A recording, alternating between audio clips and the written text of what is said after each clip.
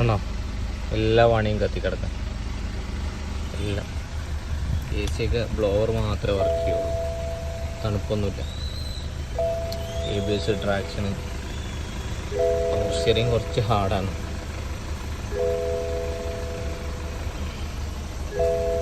ഈ ABS module പ്രോപ്പറായിട്ട് work ചെയ്യാത്തതിൻ്റെ പേരിലാണ് ഈ കംപ്ലൈൻ്റ് ഒക്കെ വന്നിട്ടുള്ളത് കേട്ടോ. ഇതിൻ്റെ വയറിംഗ് ഡയഗ്രം നോക്കുന്ന സമയത്ത് നമുക്ക് ഈ പിന്നിൽ ഫുൾ ടൈം കറണ്ട് വന്ന് കിടക്കണം. ഈ കളർ കോഡ് കണ്ടോ, റെഡ് വയർ.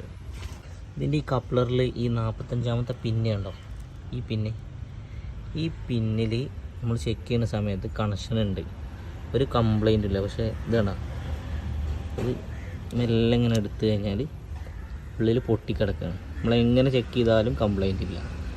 പക്ഷേ വണ്ടി വർക്ക് ചെയ്യുന്ന സമയത്ത് ഈ കണക്ഷൻ കട്ടായി പോകും. ജെർക്ക് ചെയ്ത് കഴിഞ്ഞാലൊക്കെ ഈ കണക്ഷൻ പോകും. അതാണ് ഈ വണ്ടീൻ്റെ കംപ്ലൈൻറ്റ്.